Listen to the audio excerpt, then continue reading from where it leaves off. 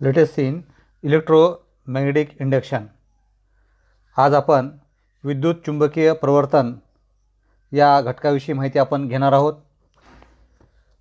We have seen in a previous section that if we keep an electric conductor in a magnetic field such that direction of the current flowing through the conductor in perpendicular to the magnetic field, then a force is exerted on the conductor. Because of this the conductor moves, but if an electric conductor is moving in a magnetic field or the magnetic field around a stationary conductor is changing, what will happen? In order to find out an answer to this question, research was done by the great scientist Michael Faraday in the year 1831. Faraday showed that an electric current can be produced in a conductor with the help of moving magnet. बघा, आपण मागील या पाठाच्या मागील भागामध्ये आपण बघितलेलं आहे की एखादा विद्युत वाहक चुंबकीय क्षेत्रात अशा तऱ्हेने ठेवला की त्यातून जाणाऱ्या विद्युत धारेची दिशा एखादा विद्युत वाहक चुंबकीय क्षेत्रात अशा तऱ्हेने ठेवला की त्यातून जाणाऱ्या विद्युत धारेची दिशा चुंबकीय क्षेत्राच्या दिशेला लंब असेल तर त्या विद्युत वाहकावर बल कार्यरत होते. तर दिशा लंब असेल तर विद्युत वाहकावर काय होतं? बल निर्माण होतं, कार्यरत होतं. त्यामुळं विद्युत वाहकाची हालचाल त्या ठिकाणी घडून येते. परंतु जर असे झाले की एखादा विद्युत वाहक चुंबकीय क्षेत्रात हलत आहे किंवा स्थिर विद्युत वाहकाभोवती चुंबकीय क्षेत्र बदलत असेल तर मग काय होईल? या प्रश्नाचं उत्तर शोधण्यासाठी मायकल फॅरेडे या महान शास्त्रज्ञांनी संशोधन केलं. म्हणजे चुंबक एखाद्या तारेजवळ नेला आपण, विद्युत वाहक तारेजवळ नेला आपण आणि चुंबक हलवलं तर तारेमध्ये काय होईल? किंवा तार हलवली तर चुंबकात काय होईल? असा याच्यावर प्रयोग मायकल फॅरेडे यांनी केला. सन 1831मध्ये फॅरेडेने दाखवून दिले की हलत्या चुंबकाच्या साहाय्याने विद्युत वाहकामध्ये विद्युत धारा निर्माण करता येते. हे 1831 साली मायकल फॅरेडे यांनी दाखवून दिलेलं आहे. तर याच्यामध्ये आपल्याला एक गॅल्व्हनोमीटर नावाचं एक छोटंसं उपकरण या ठिकाणी आपण पाहू शकतो.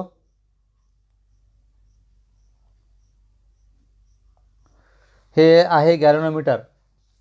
बघा, हे जे गॅल्व्हनोमीटर आहे, galvanometer is a sensitive device which work on the same principle as that an electric motor that we have studied earlier. बघा, आपण आता अभ्यासलेलं आहे विद्युत चलित्र इलेक्ट्रिकल मोटार. या यंत्राचं जे तत्व आहे त्याच तत्वावर आधारित हे संवेदनशील उपकरण आहे. कसं आहे? संवेदनशील उपकरण आहे. We can make some electrical measurement with it. A coil is a positional between the pole pieces of a magnet in such a way that with the pointer on the galvanometer dial is connected to it. When a small current near about 1 milliampere flows through the coil will rotate. The rotation will be proportional to the current. Voltmeter and ammeter also work on the same principle. In galvanometer, the pointer defects on the both the sides the zero mark depending on the direction of the current.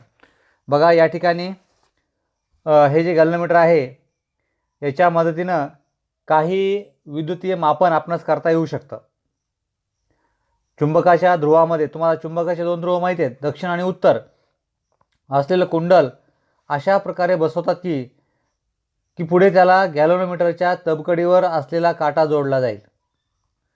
म्हणजे हा जो काटा असतो तबकडीचा हा 2 ध्रुवाच्या म्हणजे त्या चित्राच्या आतमध्ये याचा 0 तुम्हाला दिसतं. बघा, इथं एक पांढरी प्लेट दिसते, त्याच्यावर असं मेजरमेंट दाखवलेलं आहे.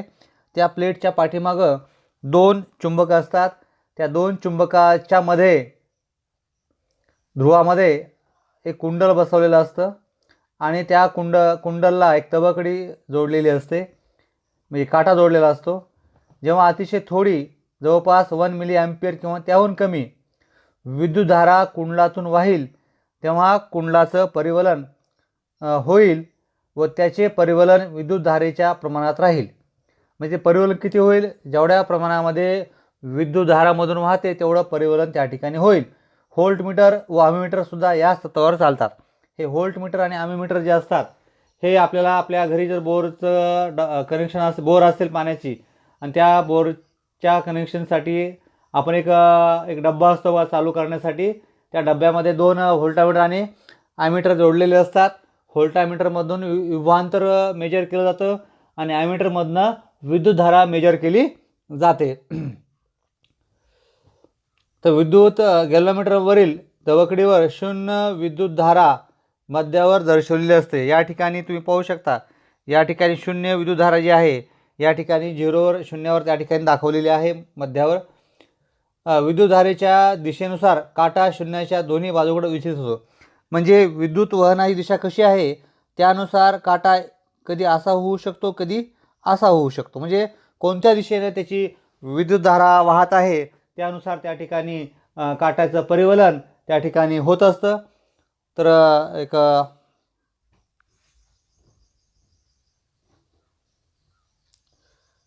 इथे छोटासा हा एक प्रयोग या ठिकाणी दाखवलेला आहे.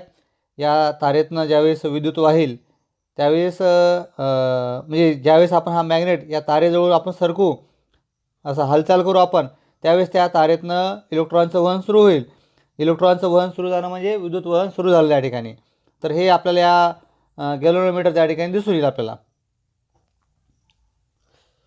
त्यालाच विद्युत प्रवर्तन असं आपण त्या ठिकाणी म्हणू शकतो. काय म्हणू शकतो?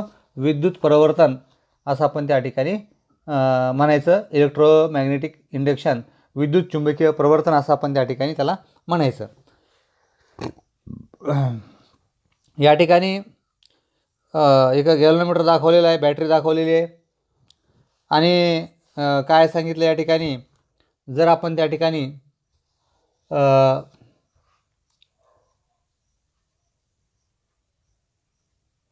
तेच या ठिकाणी आहे, समजा मगाचंच प्रिन्सिपल या ठिकाणी आहे. एकतर आपण त्या ठिकाणी कॉईल गॅल्व्हनोमीटर जे आहे ते हलवू आपण, म्हणजे करंट त्या ठिकाणी एक दुसरी जी कॉईल आहे सोलेनॉइड कॉईल जे आहे, सोलेनॉइड कॉईल जे आहे त्या कॉईलमधनं जर आपण विद्युत पाठवलं तर त्या ठिकाणी एक चुंबकीय क्षेत्र स्वतःभोवती तयार होईल आणि त्या चुंबकीय क्षेत्र जर तयार झालं, आपण त्या ठिकाणी ही कॉईल जर फिरवली आपण या कॉईलच्या जवळ ही कॉईल आपण हलवली समजा, तर या ठिकाणी तुम्हाला या गॅल्व्हनोमीटरमध्ये करंट दिसेल. तुम्हाला त्या ठिकाणी काय दिसेल? करंट त्या ठिकाणी दिसेल, तुम्हाला हल्ल्याला काटा दिसेल. याचा अर्थ असा आहे की ह्या ज्या कॉईल जेव्हा आपण इथून करंट आपण पास केला याच्यातनं, तर तो करंट पास केल्यानंतर त्या ठिकाणी असा करंट आपण पास केला, या ठिकाणी करंट पास केला की स्वतःभोवती चुंबकीय क्षेत्र काय झालं? तयार झालं. आणि ते चुंबकीय क्षेत्र तयार झाल्यानंतर त्या ठिकाणी ते चुंबकीय क्षेत्र काय करेल? ही जी कॉईल आहे या कॉईलमध्ये विद्युत निर्माण करेल. म्हणजे विद्युत प्रवर्तन त्या ठिकाणी होईल, इंडक्शन त्या ठिकाणी होईल आणि ते आपल्या कुठं दिसेल? या गॅल्व्हनोमीटरमध्ये दिसेल आपल्याला. ट्राय दिसमध्ये कंप्लीट द सर्किट आपण आताच बघितलेलं आहे, शोन इन फिगर. आणि पुन्हा दुसरं बघा या ठिकाणी, now when the electrical current is flowing through the solenoid coil and the solenoid coil is displaced with the respect to the coil, the current is still produced in the coil. बघा आपण त्या ठिकाणी आत्ताच आपण सांगितलेलं आहे, परत ते सांगतो मला. आता जर विद्युतधारा वाहत असताना कुंतलाच्या अक्षाला लंब रेषेत, आकृती 4.16 म्हणजे ही दुसरी आकृती, ही आकृती, हां, या आकृतीमध्ये बघा काय होतं या ठिकाणी, जर विद्युतधारा वाहत असताना कुंतलाच्या अक्षाला लंब रेषेत तसेच अक्षावर कुंतलापासून जवळ व दूर हलवल्यास गॅल्व्हनोमीटरचा काटा विचलित होतो. म्हणजे या ठिकाणी याचा अर्थ असा आहे, डबल मी तेच सांगतो तुम्हाला, गॅल्व्हनोमीटरचा काटा विचलित होणे याचा अर्थ त्या गॅल्व्हनोमीटरमध्ये किंवा त्या तारेतनं विद्युत त्या ठिकाणी वाहत आहे असं आपण त्या ठिकाणी म्हणू शकतो.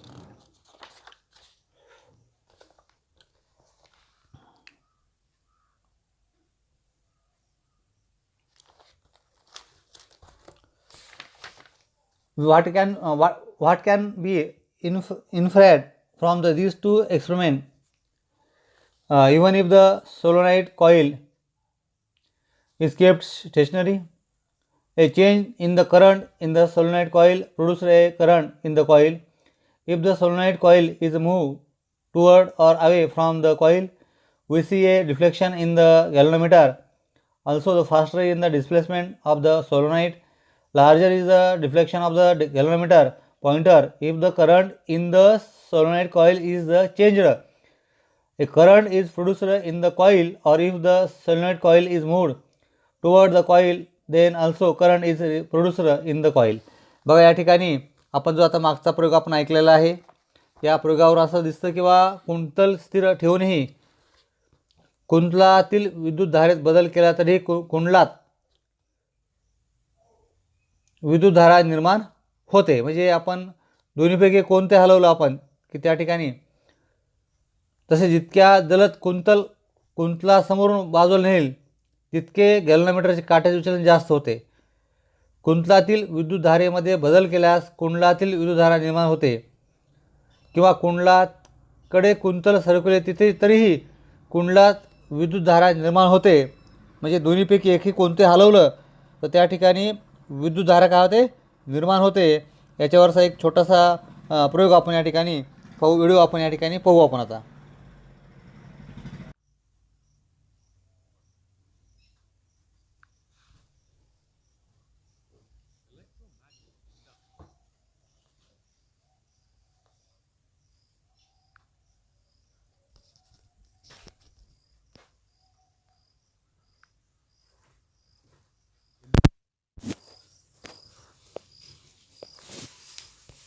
Lesson, we shall learn about electromagnetic induction. The phenomenon of electromagnetic induction can be demonstrated by an experiment. Wind an insulated copper wire on a paper or wooden cylinder so as to form a coil in the form of a solenoid. Connect the two ends of the coil to a galvanometer and place a magnet close to it. The reading of the galvanometer is 0 when the magnet is stationary. The pointer of the galvanometer deflects towards the right when the north pole of the magnet is moved towards the solenoid. The galvanometer shows 0 reading when the motion of the magnet stops. This proves that as long as the magnet keeps moving, current flows in the solenoid. If the magnet is moved away from the solenoid, current flows in opposite direction in the solenoid. Thus, the galvanometer deflects towards the left. The deflection increases if the magnet is moved away with greater velocity. If the polarity of the magnet is reversed and the magnet is brought close to the solenoid, then current flows in an opposite direction. The galvanometer accordingly turns towards the left. Faraday observed that current flows in the coil only when there is a relative motion between the coil and the magnet. The direction of deflection in the galvanometer is reversed if the direction of motion is reversed. The current in the coil and the corresponding deflection of the galvanometer can be increased by using a strong magnet or by increasing the motion of the magnet. Increasing the area or the number of turns also creates a strong current in the coil. According to Faraday, when there is no relative motion between the magnet and the coil, the magnetic flux within the coil remains constant. So the galvanometer shows no deflection. But when the magnet is moved towards the coil or vice versa, the magnetic flux changes and an EMF is induced in the coil. If the circuit is complete, the EMF causes current to flow through it. Based on his experiment, Faraday formulated two laws of electromagnetic induction. Whenever there is a change in the magnetic flux linked with a coil, an electromotive force is induced. The magnitude of the induced EMF is directly proportional to the rate of change of the magnetic flux linked with the coil. The direction of the induced EMF depends on whether there is an increase or decrease in the magnetic flux. John Ambrose Fleming gave two rules to determine the direction of motion, or the direction of induced current. While the left-hand rule is for electric motors, the right-hand rule is for generators. According to Fleming's right-hand rule, the thumb, forefinger, and middle finger of right hand are stretched perpendicular to each other. And if thumb represents the direction of movement of the conductor, forefinger represents the direction of the magnetic field, and the middle finger represents direction of the induced current. Lenz's law states that the direction of the induced EMF is such that it always tends to oppose the cause which produces it. Lenz's law obeys Newton's third law of motion, which states that to every action there is always an equal and opposite reaction. It also obeys the law of conservation of energy. It states that energy can neither be created nor destroyed. Therefore, the sum of all the energies in the system is a constant. Lenz's law is based on Faraday's law of induction. Lenz's law states that when an EMF is generated by a change in magnetic flux, according to Faraday's law, the polarity of the induced EMF is such that it produces a current whose magnetic field opposes the change which produces it.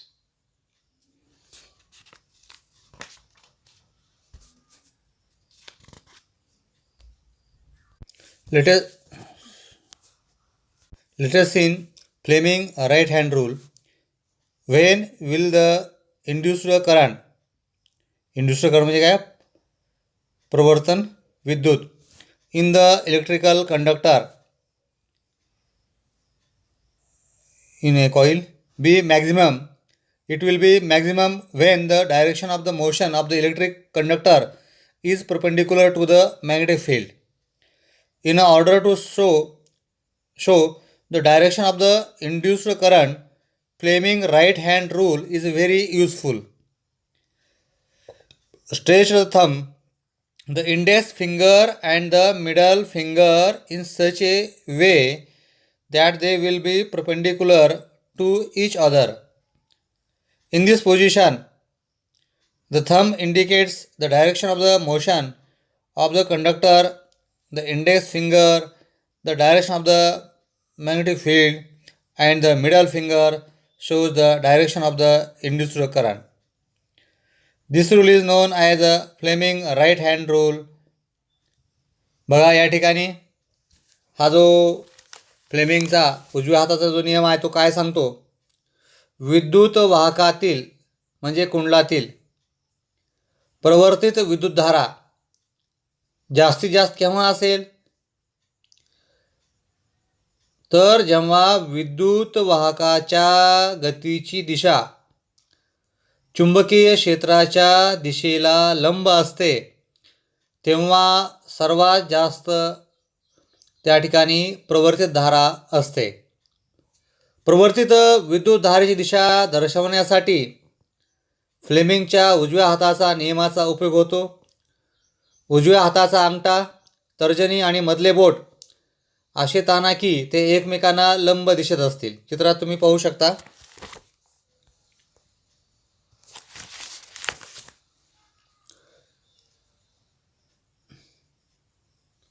अशा स्थितीत अंगठा विद्युत वाहकाच्या गतीची दिशा, अंगठा जो आहे त्याला motion of the conductor या ठिकाणी म्हटलेलं आहे.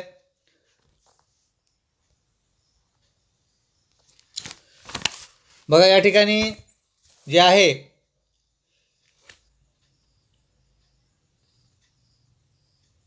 The thumb indicates that direction of the motion of the conductor.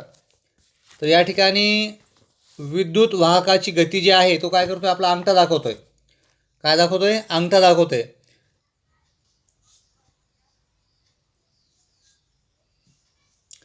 आणि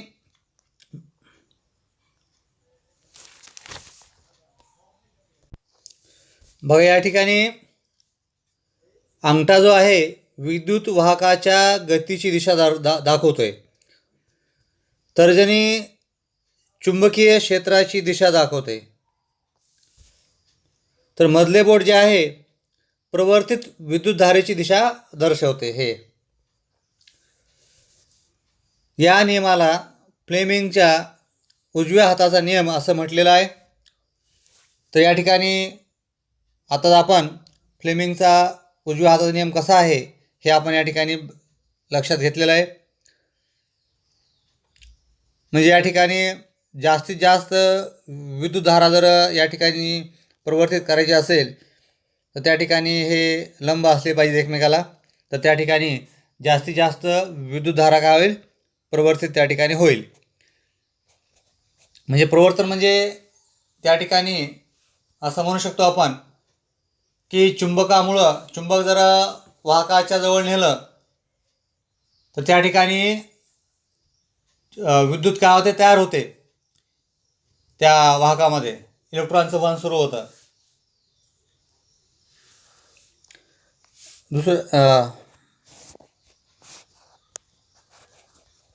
दुसरं आहे introduction to scientist.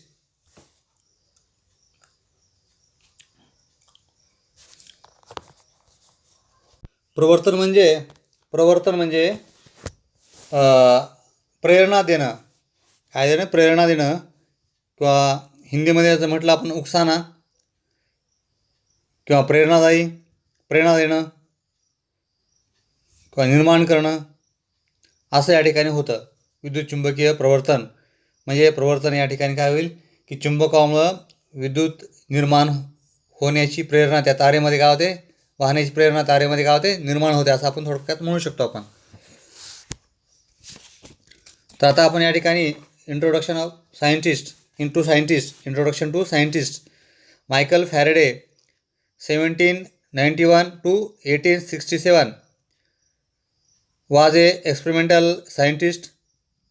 He was not formally educated. Teenager Michael started working in a bookbinding shop. While reading books there, he got interested in science. बघा या ठिकाणी Michael Faraday हे प्रयोगशील वैज्ञानिक होते. त्यांचे अधिकृत शिक्षण झालेलं नव्हतं. एका बुक बाइंडिंगच्या दुकानात लहानसा मायकल कामाला लागला. तेथील पुस्तके वाचता वाचता त्याला विज्ञानाची गोडी लागली. लंडनच्या रॉयल इन्स्टिट्यूटमधील हम्फ्रे डेव्ही यांनी त्यांना प्रयोगशाळा सहाय्यक म्हणून नेमले. तेथेच त्यांनी विद्युत चुंबकीय प्रवर्तनाचे नियम शोधून काढले. तसेच विद्युत अपघटनाचे नियम शोधून काढले. कित्येक विद्यापीठांनी त्यांना मानद पदवी देऊ केली, पण हे सर्व सन्मान त्यांनी नाकारले. Several universities offered him, but Faraday refused to accept such honors.